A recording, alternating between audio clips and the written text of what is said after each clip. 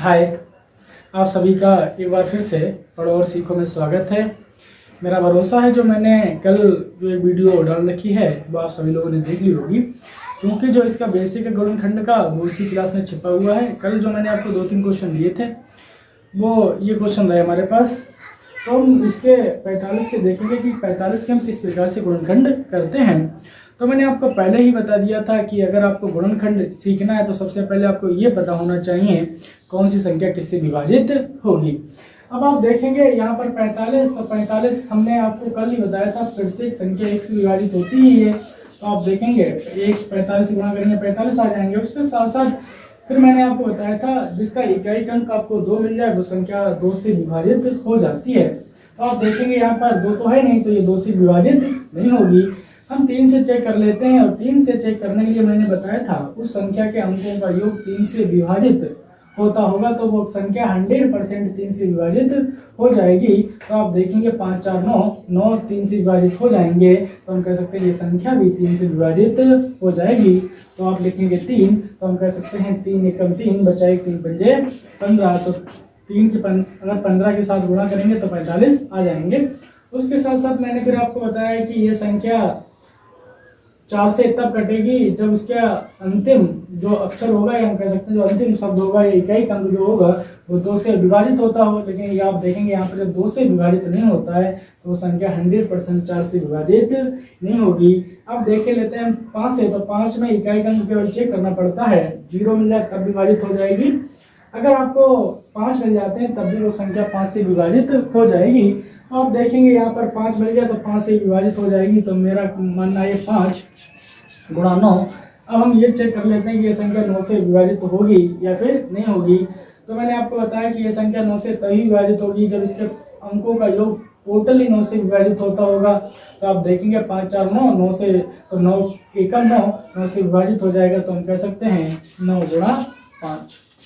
फिर आप देखेंगे ये कट जाएगा 15 गुणा 3 से, फिर हम कह सकते हैं ये कटेगा 45 गुणा 1 से। तो आप देखेंगे कि 45 के गुणनखंड मेरे हैं वो ये हैं, ये 45 के गुणनखंड हो गए।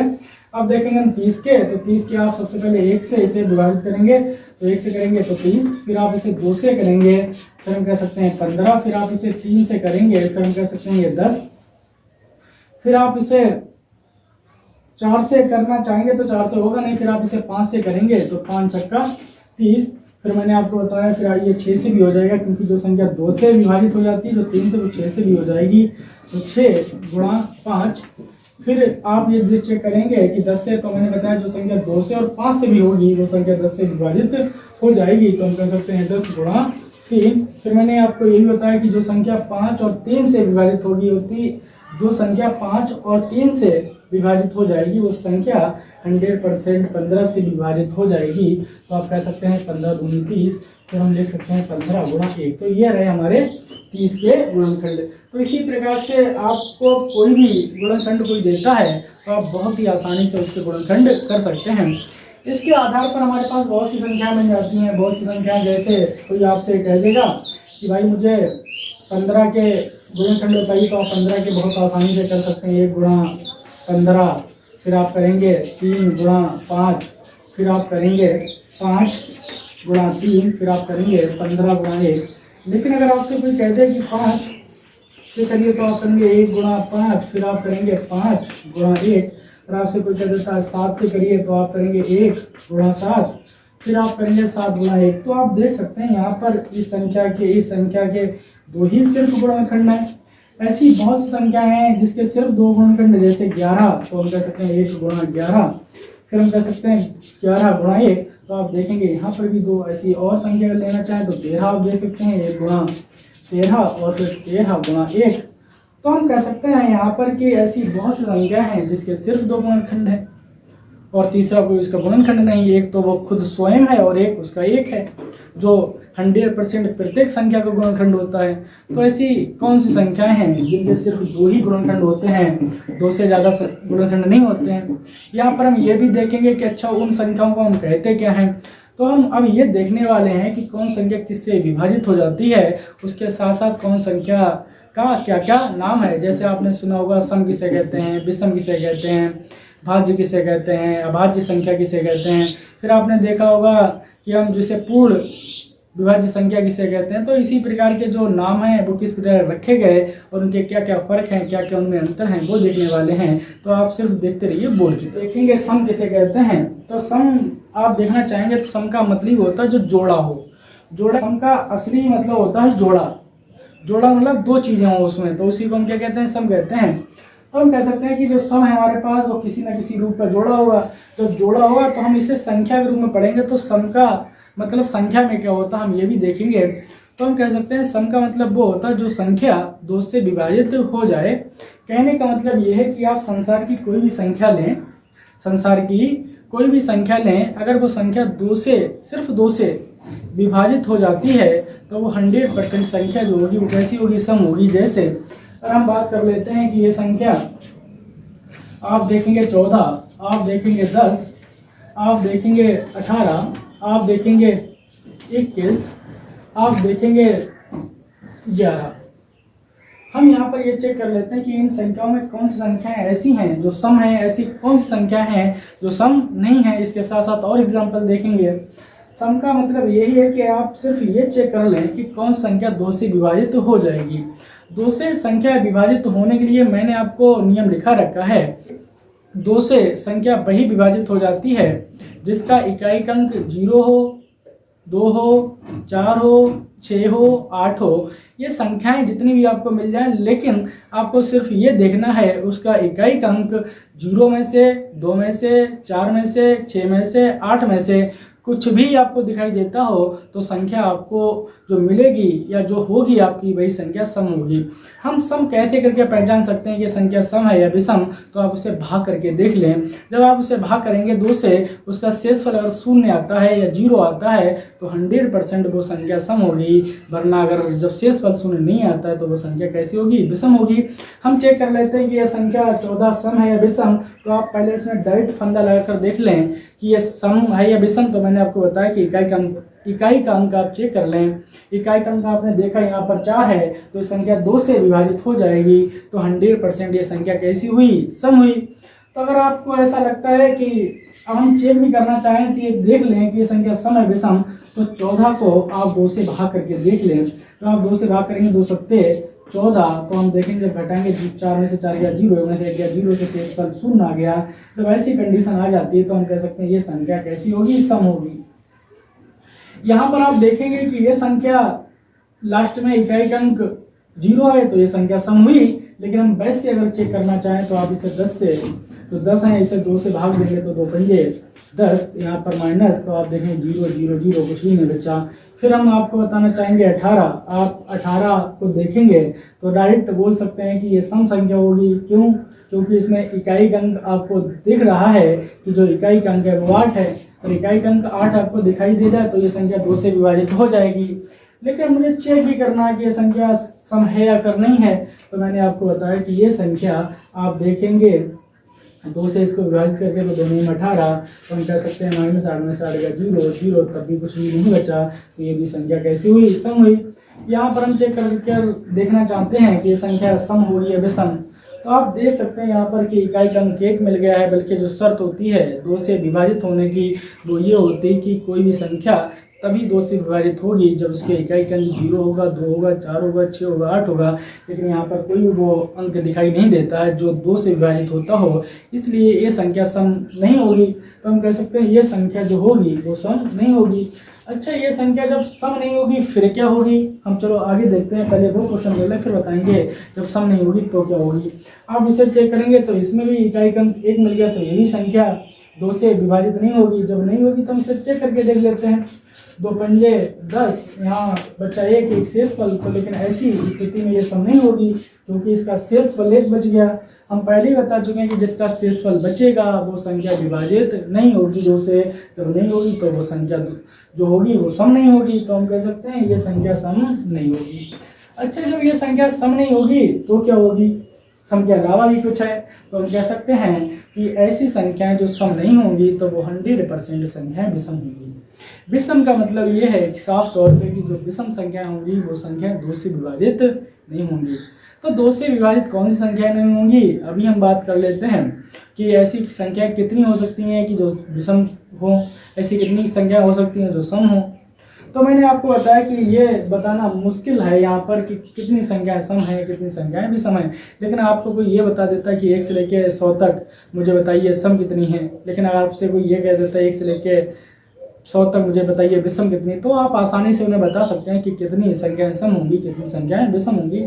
अभी हम इसको एक्सप्लेन करेंगे, इसकी व्याख्या करेंगे कैसे करेंगे बता सकते हैं। इससे पहले हम आपको बताना चाहेंगे कि विषम किसे कहते हैं, वो सीख लेते हैं। उसके बाद देखेंगे किन संख्याओं के बीच में कितनी सम होने वाली, कितनी विषम होने वाली हैं। हम देखते हैं अब विषम संख्या किन्हें कहते हैं। तो विषम संख्या ज़्यादा कठिन नहीं है, आप देखना चाहेंगे तो विषम संख्या बिल्कुल सम संख्या जैसी ही हैं, बस ट्रिक लगाएंगे आप, बहुत आसानी से आपको आ जाएंगी विषम संख्याएं। हम कह सकते हैं विषम। तो आपको मैंने 4-5 सवाल इसमें भी दिए, इसमें भी देते हैं, जैसे 19,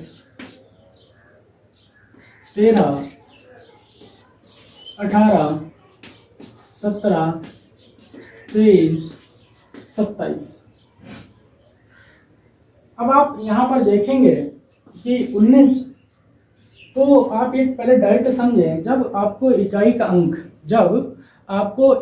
अंक अगर आपको 1 मिल जाए, आपको 3 मिल जाए, आपको 5 मिल जाए, आपको 7 मिल जाए और आपको 9 मिल जाए, इन अंकों में से अगर आपको कोई भी अंक इकाई का मिलता है तो वो 100% संख्या कैसी होने वाली है, सम होने वाली है। हम साफ शब्दों में कहें, अगर हम डायरेक्ट कहना चाहें तो कह सकते हैं इन अंकों में से इकाई के स्थान पर कोई भी आपको अंक दिखाई दे जाता है तो वो 100%, 100% वो संख्या कैसी होने वाली है, विषम होने वाली है, विषम रहने वाली है।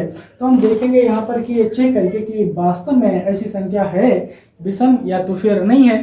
तो आप इसे 19 को 2 से जब भाग देंगे तो हम कह सकते हैं इसे 2 से देंगे तो 2 नियम 18, शेषफल 1। तो हम कह सकते हैं कि ऐसी संख्या जिसमें शेषफल के रूप में कुछ ना कुछ जरूर बचता हो, शेषफल के रूप में कुछ ना कुछ जरूर बचता हो, तो वो 100% जो संख्या होगी वो संख्या 1 विषम संख्या होगी। अब यहाँ देखेंगे 13 को भी हम अगर भाग देंगे 2 से तो आप देख सकते हैं 2 छंग 12, यहाँ पर 1 बचा, तो हम कह सकते हैं इसका शेषफल 1 है। जब शेषफल 1 होगा तो 100% ये संख्या कैसी होने वाली, विषम होने वाली है। आप यहाँ पर देखेंगे 8 मिल जाता है तो ये सम हुई, विषम नहीं है। लेकिन अगर हम चेक करना चाहें तो इसे चेक कर सकते हैं, 2 नियम 18 और यहाँ पर 0, तो हम कह सकते हैं ये भी जो संख्या हुई वो कैसी है, वो विषम नहीं है। तो हम कह सकते हैं अगर ये विषम नहीं है तो क्या है, तो ये सम है। तो ये भी संख्या हमारे पास जो होगी वो विषम होगी, ये भी संख्या जो होगी हमारे पास विषम होगी, ये भी संख्या जो होगी वो विषम होगी। अच्छा, आप एक चीज देखना चाहेंगे कि विषम और सम में और क्या अंतर है। तो हम कह सकते हैं यहाँ पर कि जो विषम होती है और जो सम होती है, ज़्यादा उन दोनों में तो अंतर नहीं होता है। लेकिन अगर आप देखना चाहें गहराई से तो आपको यहाँ पर यह महसूस होगा कि जो सम संख्या होती है उसका शेषफल 0 रहता है। 100% मेरे भाई उस संख्या का जो शेषफल होगा वो 0 होगा। लेकिन अगर वही संख्या देखें जो संख्या विषम होगी तो वहां पर आपको ये देखना होगा कि 100% शेषफल एक ही रहने वाला है, क्योंकि ये बात निर्भर ही करती है 2 से जो संख्या विभाजित हो जाएगी तो वो संख्या 100% सम रहने वाली है, जो संख्या 2 से विभाजित नहीं होगी तो वो संख्या 100% विषम रहने वाली है। तो आप देख सकते हैं यहाँ पर एक शेषफल तो ये विषम है, आप देख सकते हैं यहाँ पर एक शेषफल ये विषम है, क्योंकि जो अंतर ही है, क्योंकि हम अच्छी तरीके से जानते हैं जब किसी भी संख्या को जब जिस संख्या से भाग देते हैं तो भागफल उस संख्या के छोटा रह सकता है, 0 रह सकता है, कभी भी उसके बराबर और उससे बड़ा नहीं हो सकता है। तो आप देखेंगे इससे जो छोटा है वो 0 है, इससे छोटा है जो 1 है, फिर तो इसके बराबर आ जाता है। लेकिन ये भाग में होता है कि जो संख्या से या जिस संख्या से हम किसी संख्या को भाग देते हैं उस संख्या से ज़्यादा बड़ा कभी भी शेषफल नहीं बच सकता है, उसके साथ साथ उसके बराबर भी नहीं बच सकता। तो हम कह सकते हैं कि हम जो सम और विषम जो चेक करते हैं वो सिर्फ 2 से विभाजित करके चेक करते हैं कि वो संख्या सम होगी या विषम होगी। इसी के आधार पर यह संख्या पता लग जाती है कि सम है या विषम। इसलिए हम ये भी कह सकते हैं जब वो संख्या सम होगी तो उसका शेषफल 0 आएगा, अगर जो संख्या विषम होगी उसका जो शेषफल आएगा वो 1 आएगा। अब आप इसके आधार पर हमारे पास जो संख्याएं ऐसी भी होती हैं जिसके बहुत गुणनखंड होते हैं। अभी आपको हम 2-4 संख्याएं अगर आप बताना चाहें, जैसे हम यहाँ 4-5 संख्या लेते हैं, 4-5 संख्याएं को आधा, फिर हम उसमें और कुछ जोड़ेंगे, फिर आपको बताएंगे किस प्रकार हम उसे देखते हैं। जैसे हमने एक संख्या 12 ले ली, एक संख्या 16 ले ली, और एक संख्या मैंने 13 ले ली, और एक संख्या मैंने 15 ले ली। यहाँ आप देखेंगे जब इसके गुणनखंड करेंगे तो हम कह सकते हैं 1 गुणा 12, फिर आप इसे करेंगे 2 गुणा 6, फिर कह सकते हैं 3 गुणा 4, फिर आप इसे करेंगे 6 गुणा 2, फिर आप इसे करेंगे 12 गुणा 1। इससे आप देखना चाहेंगे तो 1 गुणा 16, फिर इसे करेंगे 2 गुणा 8, फिर इसे आप करेंगे 4 गुणा 4, फिर हम इसे कह सकते हैं, फिर आप इसे करेंगे 8 गुणा 2, फिर इसे करेंगे आप 16 गुणा 1। इससे आप देखना चाहेंगे तो 1 गुणा 13, उसके साथ साथ फिर ये जिससे विभाजित होगी वो 13 से विभाजित होगी। इसके अलावा कोई भी ऐसी संख्या नहीं जो 13 को विभाजित कर दे। फिर आप इसे देखेंगे कि 1 गुणा हमारे पास 15, फिर आप कह सकते हैं 3 गुणा 5, फिर आप इसे कह सकते हैं 5 गुणा 3, फिर आप कह सकते हैं 15 गुणा 1। यहाँ आप देखेंगे कि ये संख्या सम है, ये संख्या सम है, बल्कि ये संख्या और ये संख्या, ये दोनों की दोनों संख्या कैसी हैं, ये विषम है। क्योंकि जब इसे हम 2 से भाग देंगे तो शेषफल 1 बच जाएगा, इसे 2 से भाग देंगे तब भी एक शेषफल बच जाएगा। लेकिन यहाँ पर 2 से शेषफल भाग देंगे शेषफल 0 आएगा, 2 से भाग देंगे शेषफल 0 आएगा। तो ये दोनों संख्याएं कैसी हैं, मेरे पास सम है।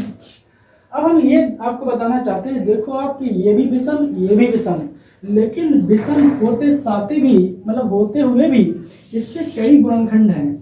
ये देखें आप, विषम तो है लेकिन इसके मात्र 2 गुणनखंड है। आप यहाँ पर देखें कि यहाँ ये सम संख्या है, इसके कई गुणनखंड है, ये सम संख्या, इसके कई गुणनखंड है।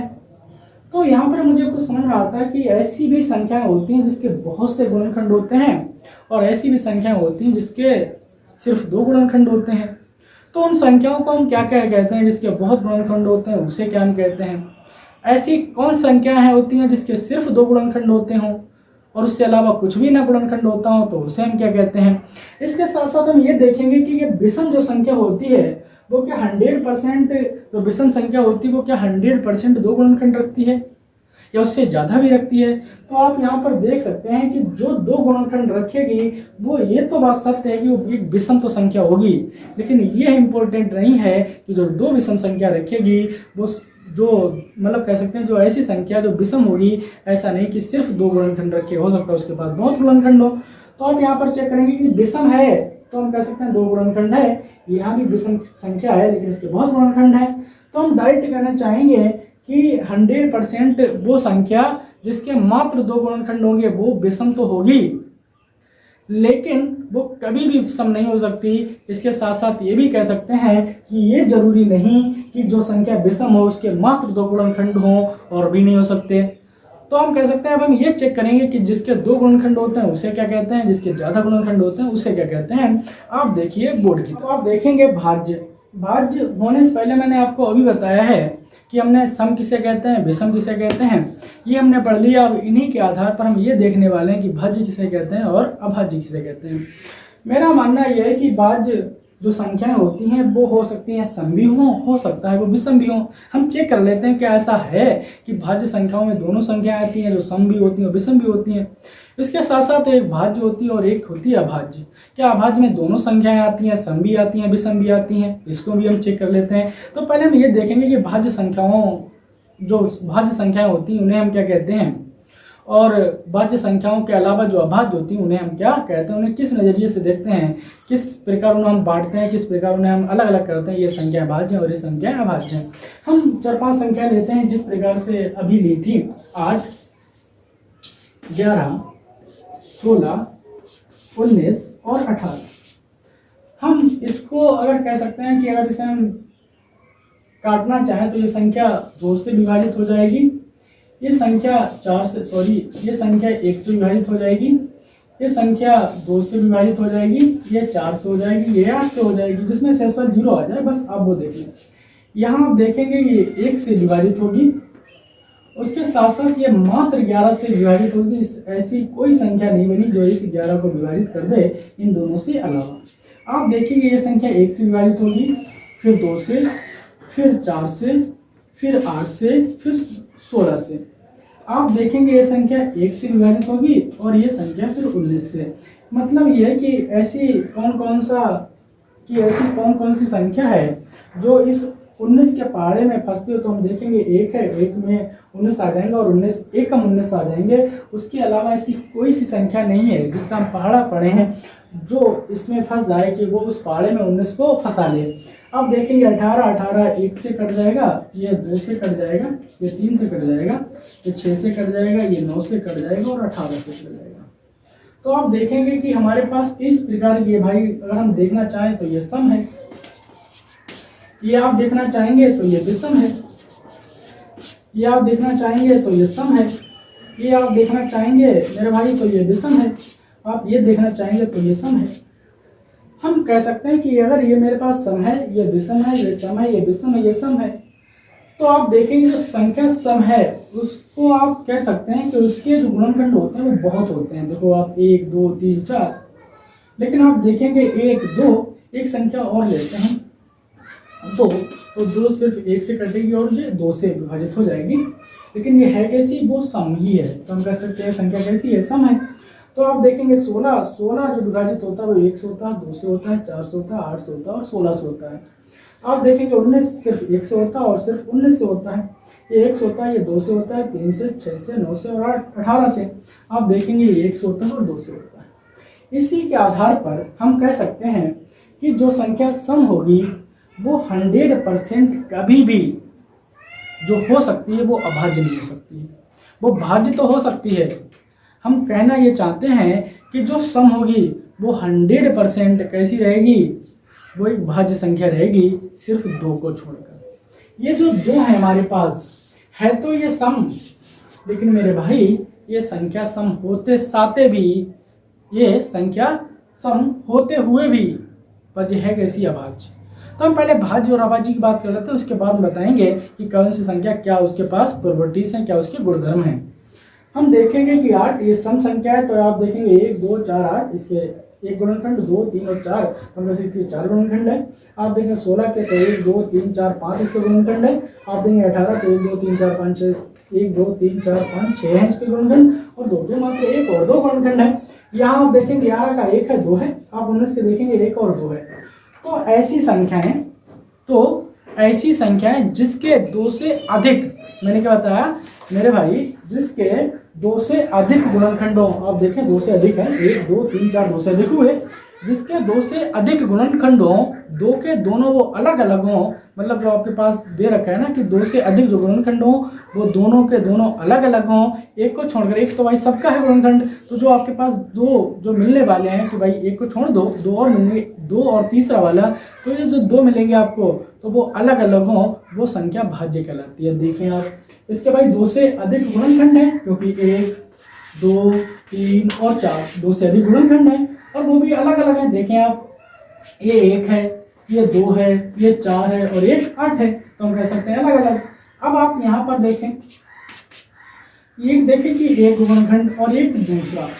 जब ऐसी संख्या आपको दिख जाए, क्या मैंने बताया मेरे भाई कि ऐसी संख्या आपको दिख जाए जब उसके मात्र 2 गुणनखंड हो, सिर्फ कितने हो, 2 गुणनखंड हो, सिर्फ 1 हो और खुद वही संख्या हो जो उसे विभाजित करती हो। तो आप देखें ये 1 और 11 को विभाजित कर देगी और 1 फिर भी 11 को विभाजित कर देगा। तो हम कह सकते हैं कि ऐसी संख्या जिसके मात्र 2 गुणनखंड हो, ऐसी संख्या जिसके मात्र 2 गुणनखंड हो, उसे हम अभाज्य कहते हैं। क्या कहते हैं, उसे हम अभाज्य कहते हैं। तो आप देखेंगे ये संख्या जो हमारे पास हुई वो कैसी हुई, अभाज्य। तो आप देखेंगे कि ये संख्या भी मेरे भाई मेरी कैसी हुई, अभाज्य। उसके साथ साथ ये संख्या हमारी कैसी हुई भाई, भाज्य। ये संख्या भी हमारे पास मेरे भाई कैसी हुई, भाज्य। ये संख्या मेरे भाई भी मेरे पास कैसी हुई, भाज्य। लेकिन ये संख्या आप देखें, ये एक इकलौती ऐसी संख्या है जो सम होते हुए मेरे भाई अभाज्य है। तो आपसे बहुत ऐसे लोग मिलेंगे क्वेश्चन पूछने वाले कि एक ऐसी संख्या बताइए जो सम तो है लेकिन वो संख्या अभाज्य होगी। बकाया ऐसी तुम कोई सी भी संख्या ले लो जो सम होगी पर वो 100% अभाज्य नहीं होगी, सिर्फ इस वाली को छोड़कर। ये वाला जो दो हमारे पास दे रखा है ये सम तो है, लेकिन ये जो गुणधर्म रखता है वो सिर्फ वैसे गुणधर्म रखता है जैसे अभाज्य संख्याएं रखती हैं। आप देखेंगे इसके सिर्फ दो गुणनखंड हैं, दोनों अलग अलग, तो हम कह सकते हैं कि ये जो संख्या हुई वो कैसी हुई, अभाज्य। अच्छा, आप देखेंगे एक को हम 1 से डिवाइड करेंगे, 1 से हो जाएगा, अगर फिर 1 से करेंगे, फिर 1 से, तो आप देख सकते हैं यहाँ पर 1 के कई गुणनखंड हो सकते हैं। देखो आप, कई गुणनखंड हो सकते हैं, तो हम कह सकते हैं जब एक संख्या के कई गुणनखंड हो सकते हैं तो इसे भाज्य में रखा जाए या अभाज्य में। तो हम कह सकते हैं भाज्य जो अभाज्य होती है उसकी कंडीशन खत्म, क्योंकि अभाज्य में मात्र 2 गुणनखंड होते हैं, यहाँ पर कई गुणनखंड होते हैं, तो हम कह सकते हैं ये तो अभाज्य नहीं हुई। अच्छा, फिर भाज्य क्या मैटर है, तो मैंने आपको बताया कि भाज्य वो संख्या होती है जिसके 2 से अधिक गुणनखंड हो, वो भी कैसे हो मेरे भाई, अलग अलग। लेकिन यहाँ पर आप देखेंगे कि 2 से अधिक गुणनखंड तो हैं लेकिन है सब सेम, तो इसलिए हम साफ शब्दों में कह सकते हैं ये संख्या ना तो सम है, ना तो ये भाज्य है और ना तो ये अभाज्य। इकलौता एक ऐसी संख्या है, इकलौता एक नंबर एक ऐसा है कि ना तो भाज्य होता है और ना ये अभाज्य होता है। तो हम कह सकते हैं कि अब आपने सीख लिया होगा किन संख्याओं को भाज्य कहते हैं, किन संख्याओं को हम अभाज्य कहते हैं। इसके साथ साथ हम ये भी देखने वाले हैं कि अब भाज्य अभाज्य हो गए, सम विषम हो गए, तो हम आपको 8-10 क्वेश्चन देते हैं, फिर आपको कल ये चेक करके लाना है कि कौन सी संख्या सम होगी, कौन सी विषम होगी, कौन सी संख्या भाज्य होगी, कौन सी संख्या अभाज्य होगी। आप 8-10 क्वेश्चन उतार के और उनकी प्रैक्टिस मेरे भाई जरूर करें। फिर हम इससे आगे जो पढ़ने वाले हैं वो इन पर बेसिक बनने वाले क्वेश्चन है वो पढ़ेंगे, और उसके साथ साथ कई प्रकार के क्वेश्चन बनते हैं उनको पढ़ लेंगे। तो मैंने आज भरोसा है कि आप सबको थोड़ा बहुत सिखा दिया होगा कि किन्हें भाज्य कहते हैं, किन्हें अभाज्य कहते हैं। तो आप चेक करके लाएं भाज्य, और आप चेक करके लाएं इसमें अभाज्य, और इसमें आप चेक करके लाएं सम, इसमें आप चेक करके लाएं मेरे भाई विषम। तो हम पहली संख्या आपको 29 देते हैं, फिर आपको हम 30 देते हैं, फिर आपको 31 देते हैं, फिर हम आपको 38 देते हैं, फिर आपको हम 40 देते हैं, फिर हम आपको 41 देते हैं, फिर आपको हम 43 देते हैं, फिर आपको 49 देते हैं, फिर आपको हम 23 देते हैं, फिर आपको हम 19 देते हैं, फिर आपको हम 12 देते हैं, फिर 14, फिर 18, फिर 20। इन संख्याओं को मेरे भाई आपको अपनी नोटबुक में उतार लेना है। उसके साथ साथ आपको इन सब में ये बताना है कि कौन सी संख्या सम होगी, कौन सी संख्या विषम होगी, कौन सी भाज्य होगी, कौन सी अभाज्य होगी, और उसके साथ साथ ये भी बताना है कि 1 और 2 ये कौन सी संख्या है, ये सम है या विषम है। इसके साथ साथ ये भी बताना है कि कौन सी संख्या भाज्य है, कौन सी अभाज्य है, और जो संख्या ना तो भाज्य ना अभाज्य है उसका रीजन भी बताना, उसका कारण भी बताना, ये संख्या ना तो भाज्य ना अभाज्य क्यों। तो आप इन सभी क्वेश्चनों को अपनी नोटबुक में उतार लेंगे, और मेरा ये भरोसा है ये सभी क्वेश्चन आप अपनी नोटबुक में उतारेंगे और करेंगे भी। लेकिन अगर आपको ये क्वेश्चन नहीं आते हैं या आपको नहीं पता होते हैं तो हम इन्हीं क्वेश्चनों को कल कराएंगे। तो आप इसी प्रकार मेरे साथ बने रहिएगा। आज हम चलते हैं, कल फिर इसी टाइम मिलेंगे। जय हिंद, जय भारत।